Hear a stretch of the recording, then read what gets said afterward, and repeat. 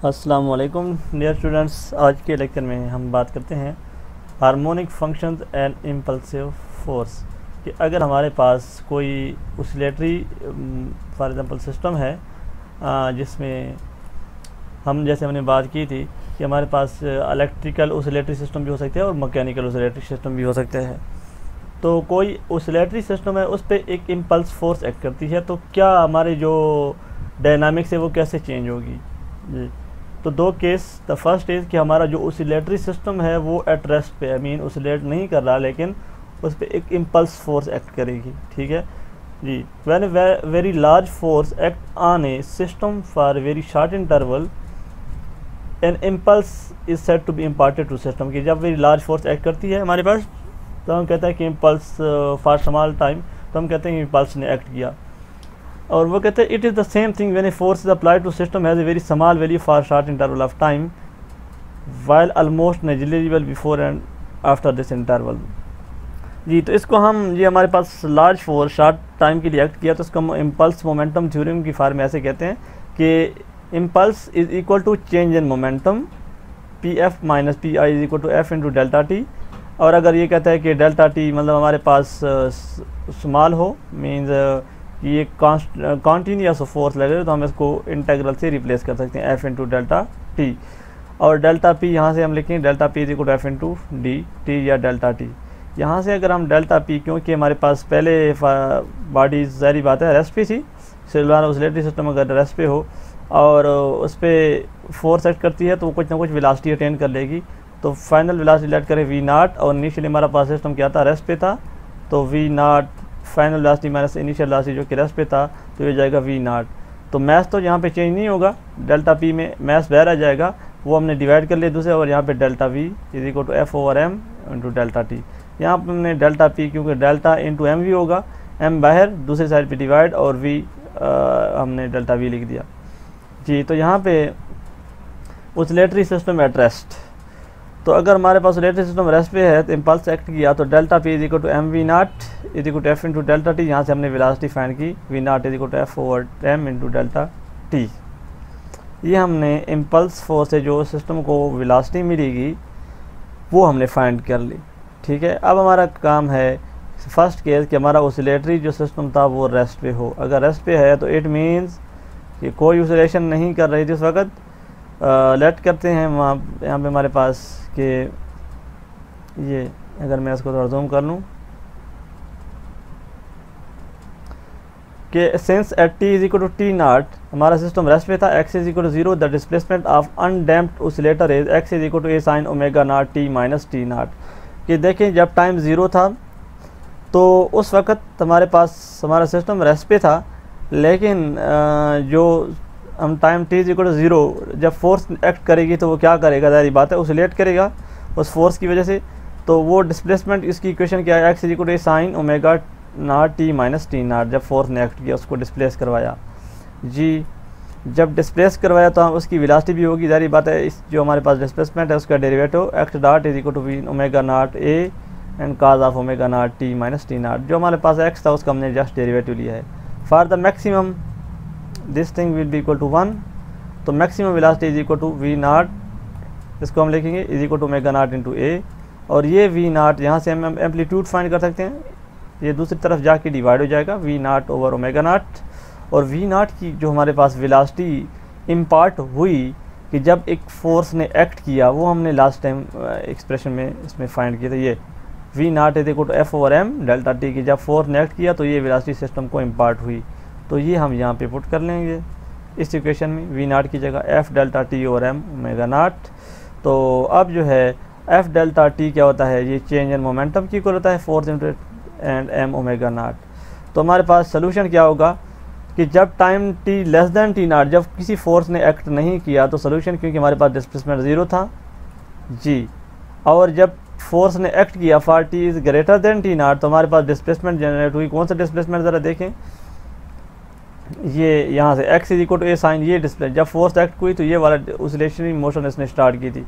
यहाँ पे sine of omega naught T minus T naught, a की वैल्यू कौन सी है, यहाँ पे ए की वैल्यू कौन सी वाली जो अभी हमने फाइंड की एम्पलीट्यूड की वैल्यू, वो वैल्यू यहाँ पे पुट करेंगे।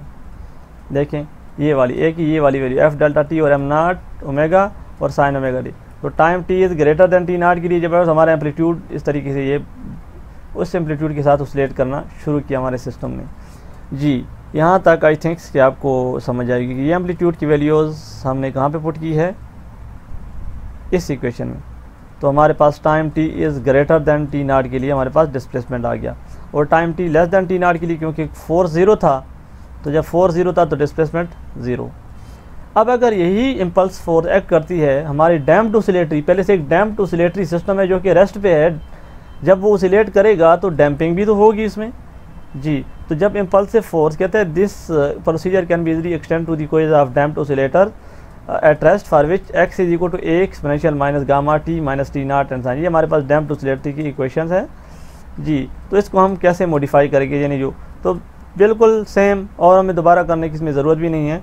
जस्ट साइन ओमेगा टी जहाँ पे है वहाँ पे क्या होगा, exponential minus gamma t minus T naught and sine omega 1 T minus T 1, और यानी साइन की जगह क्या होगा, एक्सपोनेंशियल वाला फैक्टर भी साथ आएगा, और एक ही जगह क्या पुट करेंगे, एफ डेल्टा टी और एम नॉट ओमेगा। तो और देखें time T less than T naught के लिए 4 0, तो हमारे पास डिस्प्लेसमेंट 0, और time T is greater than T naught के लिए हमारे पास क्या होगा, ये एक ही जगह वही जो हमने एम्पलीट्यूड फाइंड किया, क्योंकि इम्पल्सिव फोर्स से जो एम्पलीट्यूड के साथ जिसने हमारे सिस्टम ऑसिलेट करवाया वो है एफ डेल्टा टी और एम नॉट ओमेगा। तो एक ही जगह हमने पुट किया एफ नॉट डेल्टा टी और एम नॉट ओमेगा, इसकी जगह एक्सपोनेंशियल फैक्टर डैम्पिंग है, और ये हमारे पास ये। तो इस तरीके से ये हमने सोल्यूशन प्रेडिक्ट किया कि जब कोई इम्पल्सिव फोर्स एक्ट करती है। अब हम यूँ करते हैं कि initially at time T is equal to 0 पे हमारा ऑसिलेटरी जो सिस्टम है वो रेस्ट पे नहीं है। मैं इसको जूम कर लूँ ताकि हम यहाँ पे इसको, ये an oscillatory system is not at rest. हमारे पास वो पहले सिस्टम को ऑसिलेट कर रहा था B cos omega naught T या C sine omega T naught, और आपको पता है कि जब हमें बी और सी की वैल्यू हम फाइंड कर सकते हैं अगर हमें इनिशियल कंडीशन कुछ पता हो। तो t is equal to T naught पे वो कहता है x is equal to x naught है and x dot is will be equal to v naught. ठीक है, तो ये वाली जब पहले एक्स में पुट कर लें, इसी में X is equal to x naught put करें, एक्स की जगह एक्स नॉट पुट कर लें, और T is equal to T naught put कर लें, और इसमें इसका एक दफ़ा डेरिवेटिव लेंगे। ज़ाहिर बात एक्स का जब आप डेरिवेटिव लेंगे तो आपके पास एक इक्वेशन आएगी एक्स डॉट की इक्वेशन आएगी, उसमें यही बाउंड्री कंडीशन पुट करेंगे। तो यहाँ पे होगा minus b omega and cos आ जाएगा। ठीक है, यानी इसका आप डेरिवेटिव लेंगे और फिर बाउंड्री कंडीशन पुट करेंगे। इस इक्वेशन का डेरिवेटिव तो ले सकते हैं ना, एक्स डॉट आ जाएगा, और यहाँ पे काज ओमेगा नॉट टी का क्या होगा, minus omega naught and omega B भी साथ आएगा, साइन ओमेगा नॉट टी बन जाएगा, प्लस सी का क्या आ जाएगा, काज ओमेगा नॉट टी, और ये। तो ये आपके पास डेरिवेटिव। तो डेरिवेटिव में भी एक दफ़ा ये बाउंड्री कंडीशन पुट करें, और इस एक्स में भी बाउंड्री कंडीशन, तो आपके पास दो इक्वेशन, और इससे आप बी और सी की वैल्यूज़ फाइंड कर लेंगे। ये मुश्किल नहीं है आई थिंक। तो आपके पास इक्वेशन बनेगी बी की वैल्यू आएगी एक्स नॉट, और सी की वैल्यू आती है V naught over omega naught sine of omega naught T minus T naught. ठीक है, क्योंकि लेटर टाइम टी नहीं है बल्कि टी माइनस टी नॉट। तो ये आपके पास एक्स की इक्वेशन आ जाएगी। हमारे पास पहले जो सिस्टम था ऑसिलेटरी सिस्टम, वो इस इक्वेशन, वो इसकी इक्वेशन ऑफ मोशन यही थी। ठीक है, अब क्या होगा, अब दोबारा वही इम्पल्स एक्ट करेगा, तो हमारा जो उस यानी उसकी ऑसिलेशन है, उसकी डायनामिक्स है, वो कैसे होगी। तो और कुछ फ़र्क नहीं पड़ेगा, सिर्फ यही सोल्यूशन इसमें आ गया। अब हम वही इम्पल्स फोर्स से हमारे पास जो वेलोसिटी आई थी वो हमने पहले फाइंड की है, delta V equal to F delta T और एम, इसको दोबारा फाइंड करने की ज़रूरत नहीं है।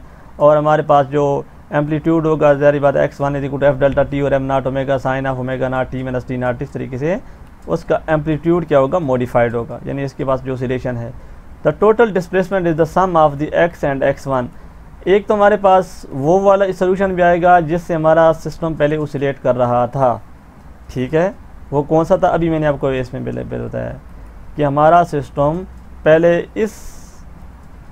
ये हमारे पास डायनामिक्स है जिसके साथ वो ऑसिलेट कर रहा था, ये इक्वेशन थी। और एक इम्पल्सिव फोर्स से हमारे पास जो टर्म आई थी, जो मैं पहले भी कैलकुलेट की है, वो ये वाली टर्म है। तो ये वाली भी हम पहले वाली ऑसिलेशन में ऐड कर लेंगे। देखिए मैंने सिंपली ऐड की है। अगर फोर्स 0 तो ये वाली टर्म 0, हमारे पास ये सिस्टम की ऑसिलेशन आएगी जो पहले ऑसिलेशन थी। और अगर फोर्स 0 नहीं है तो ये वाली टर्म साथ ऐड होगी, ये वाली जो हमारे पास इम्पल्सिव फोर्स से आ रही है। जी, अब वो कहता है कि अगर डैम्प्ड ऑसिलेटर था, जो पहले जिसमें पहले डैम्पिंग भी हो रही थी और साथ ऑसिलेट भी हो रहा था, उस पर इम्पल्सिव फोर्स ने एक्ट किया, तो ये वाला सोल्यूशन प्लस यहाँ पे क्या होगा, जो डैम्पिंग वाला सोल्यूशन था वो अभी हमने प्रीवियस में फाइंड किया, वो वाला यहाँ पे ले आए, यानी ये वाला F not delta T M naught omega, और ये वाला सोल्यूशन भी हम अपने पहले वाले ऑसिलेटरी सिस्टम में ऐड करेंगे। यानी दिस वन जो हमने फाइंड किया है इसके साथ माइनस गामा टी वाली टर्म मल्टीप्लाई हो जाएगी, और ये हमारे पास, अब देखें इसमें अगर फोर्स ज़ीरो है तो ये वाली टर्म क्या हो जाएगी, ज़ीरो हो जाएगी, और हमारे पास एक्स की इक्वेशन ये होगी। फिर अगर फोर्स नॉन ज़ीरो है तो ये वाली टर्म साथ हम ऐड करेंगे, जो कि इम्पल्सिव फोर्स की वजह से आ रही है। ये इम्पल्सिव फोर्स की वजह से टर्म मैंने पहले फाइंड की है, देखें यहाँ पे ये X is equal to F delta T M omega exponential. अगर इम्पल्सिव फोर्स है तो ये वाली पहले से ऑसिलेटरी सिस्टम के लिए जो सोल्यूशन था डैम्पिंग का उसमें हम ऐड करेंगे, यानी इसमें हम क्या करेंगे, ये एडिशनल टर्म ऐड करेंगे। तो ये हमारे पास कुछ डायनामिक्स जो कि जनरेट या प्रोड्यूस होती है जब इम्पल्सिव फोर्स एक्ट करती है। अब फिर हम इसको मज़ीद जो है ना एक्सप्लेन करेंगे, इसको ग्रीन फंक्शन में ले आएंगे, और जो हमारे पास इम्पल्स है या हम कुछ स्टेप फंक्शन के लिए भी हम इसकी सोल्यूशन को देखेंगे, लेकिन अगले लेक्चर में यहाँ पे मैं स्टॉप करूँगा।